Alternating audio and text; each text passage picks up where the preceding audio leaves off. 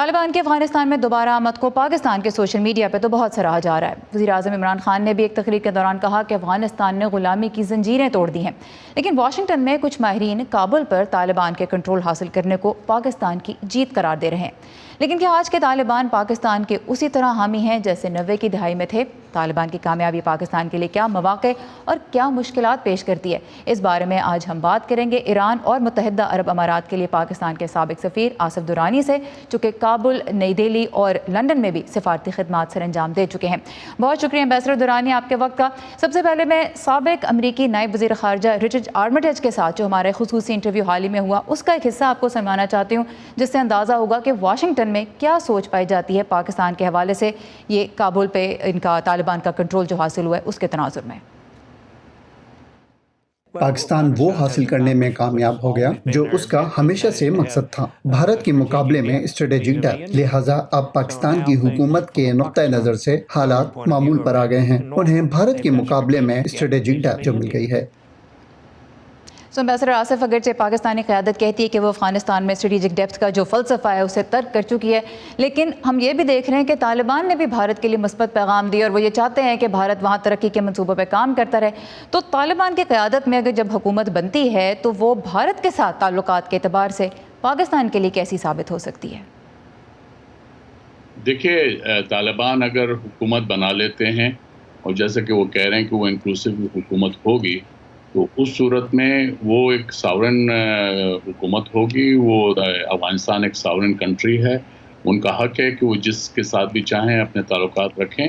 پاکستان کے کانٹیکس میں تو اتنا ہی ہے کہ یہ ایک افغانستان ہمارا جو ہے ہمسایہ ملک ہے، اور یہ جو اسٹریٹجک ڈیپتھ کی جو باتیں ہوتی ہیں وہ تو میرے خیال میں ایک پروپیگنڈا زیادہ بن گیا ہے، اس کی کوئی اہمیت نہیں ہے۔ خاص کر نیوکلرائزیشن آف ساؤتھ ایشیا کے بعد تو اسٹریٹجک ڈیپتھ کی ضرورت ہی نہیں ہے، اور اسٹریٹجک ڈیپتھ وہ ملک دیتا ہے جس کی جو ہے خود سٹیبل ہو۔ افغانستان جو ہے پاکستان کے لیے کبھی بھی سٹیبل نہیں تھا، ایٹ لیسٹ پچھلے 40 سالوں میں، تو اس لیے ممکن نہیں ہے۔ اب بھارت کے ساتھ اگر طالبان کے تعلقات ہوتے ہیں، اچھی بات ہے۔ اس کی وجہ یہ ہے کہ اب تک بھارت نے جو ہے اس کو اپنے جو ہے سیاسی مقاصد کے لیے جو بھی افغان حکومت تھی ان کو استعمال کیا، چاہے وہ کرزئی صاحب کی تھی یا جو ہے اشرف غنی صاحب کی تھی، لیکن اس میں ان کو وہ فائدہ نہیں ہوا، کیونکہ وجہ یہ ہے کہ طالبان۔ لیکن امبیسڈر درانی، آپ نے جس طرح کہا کہ بھارت کی حکومت نے افغانستان کی حکومتوں کو استعمال کیا، لیکن افغانستان میں تو یہ تاثر بھی عام ہے کہ پاکستان افغانستان کی سرزمین کو اپنے مقاصد کے لیے استعمال کرتا رہا ہے، تو ایک طرح سے تو دونوں ملکوں پہ ہی یہ الزام لگتا ہے کہ انہوں نے افغانستان کو استعمال کیا۔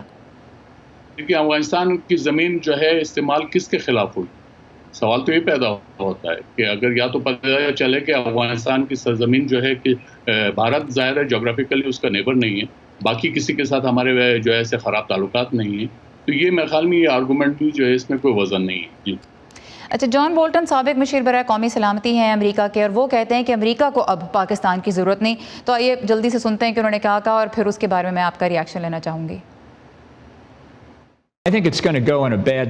مجھے لگتا ہے کہ پاکستان اور امریکہ کے تعلقات بری سمت میں جا رہے ہیں، اور میں اس سے کچھ خاص خوش نہیں ہوں۔ پچھلے 20 سالوں کی اور بات تھی جب امریکہ کو اپنی افواج کی سپلائی، نیٹو افواج کی سپلائی اور افغان حکومت کے لیے پاکستان کے تعاون کی ضرورت تھی۔ میرے خیال میں اس ضرورت کے ختم ہو جانے کے بعد پاکستان کو یہ سمجھنا چاہیے کہ اب اس کی اسٹریٹجک پوزیشن مختلف ہے۔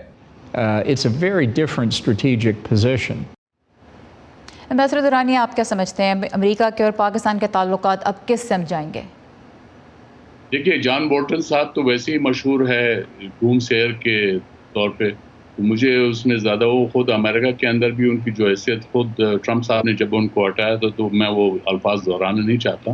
لیکن جہاں تک پاکستان کی اسٹریٹجک حیثیت، پاکستان اور امریکہ کے تعلقات ٹرانزیکشنل تھے۔ مسٹر بولٹن تو صرف انہی الفاظ کا اعادہ دوسرے الفاظ بدل کے کر رہے تھے۔ ہاں، لیکن آپ کی رائے میں کس طرف اب جائیں گے؟ جیسے یہ ایک پوائنٹ آف ویو تھا جو جان بولٹن کا تھا، آپ جب خطے کے حالات دیکھتے ہیں کہ طالبان ایک مرتبہ پھر افغانستان میں آ گئے، تو امریکہ اور پاکستان کے تعلقات اب کس سمت جائیں گے؟ کیونکہ پاکستان میں ایک یہ شکایت تو رہی ہے کہ ہمیشہ افغانستان کے لینس سے ہی پاکستان کو دیکھا گیا ہے۔ بالکل صحیح ہے، اور اب تک امریکہ کی جو پالیسی تھی وہ افغانستان کے لینس سے ہی تھی، اور اب بھی وہ اگر آئندہ ہمیں دیکھے گا تو افغانستان کے لینس سے، کیونکہ افغانستان کی نیبر وہ امریکہ کے ساتھ نہیں ہے، یقیناً ایران، رشیا اور چائنا ان کے ساتھ نہیں ہے، تو ان کے لیے ایک صرف ونڈو آف اپرچونٹی اگر رہتی ہے تو پاکستان رہتی ہے۔ جی اور آخر میں آپ سے کوئکلی جاننا چاہوں گی، اب چین نے تو یہ پیغام دیا کہ وہ طالبان کی قیادت میں جو حکومت آتی ہے اس پہ وہ بات چیت کے لیے بھی ان کے ساتھ آمادہ ہے، امریکہ نے ایسا کوئی اشارہ نہیں دیا، تو کتنا بڑا چیلنج ہوگا اسلام آباد کے لیے اگر چین طالبان کو تسلیم کر لیتا ہے اور امریکہ نہیں کرتا، یا کم از کم اس وقت نہیں کرتا جب چین کر لیتا ہے؟ میرے خیال میں پاکستان نے اب تک جو بھی اپنا جو رویہ رکھا ہے وہ ٹھیک ہے، اور اس میں پاکستان جو ہے وہ جو امیجیٹ نیبر ہیں افغانستان کے، ان کی طرف بھی دیکھے گا، اور اس میں اگر روس اور چین جو ہے جو دو ویٹو ویلڈنگ پاورز ہیں، اگر وہ اس کو تسلیم کر لیتی ہیں تو اس کا مطلب ہے کہ ایک بہت اسٹرانگ میسج جائے گا، اور پھر امریکہ جو ہے بڑی دیر تک جو ہے یہ طالبان